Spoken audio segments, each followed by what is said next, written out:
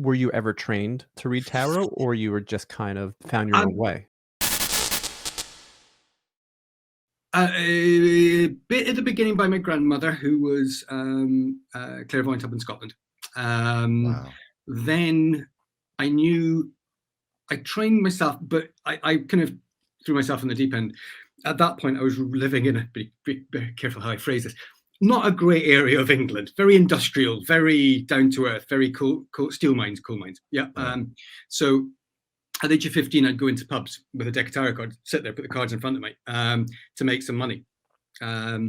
And you kind of got to be good, or you're going to end up in the pavement on your backside very quickly. So, when I talk to my students, I kind of go, it's a great way of learning, but I wouldn't recommend it.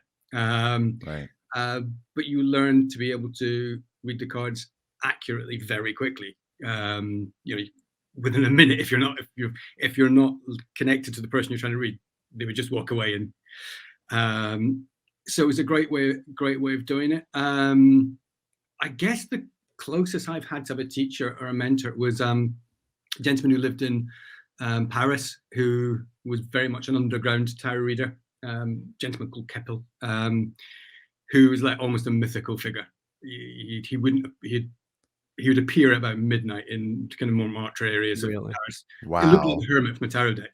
He had a limp and was carrying a big stick like that. And he looked like the hermit. He looked like the hermit. Yeah, absolutely. Really? Yeah, and he'd just appear, and no one knew which bar he was going to be in. He'd just find a bar, sit there, and there'd be a queue of 20, 30 people just waiting. Really? And they it's like the Pied Piper. They'd follow him around until he just decided. And whichever bar he went to, the bar owner thought, that's me made for the rest of the night now. This place is going to be packed. And he's the best I've ever seen. Absolute best I've ever seen. Is he still around? No, I think he passed about 15 years ago. Did he write any books? Are there any books on? No, really? That you literally had to get to know him, and it took me about 6 months of going back, from the UK to sit with him. That would be a great documentary. Yeah. There was enough information on him. After 6 months, it was like he'd share little bits and pieces of his meanings for the cards, and it's kind of underpinned a lot of what I do just now. But yeah, he was the best by a long shot.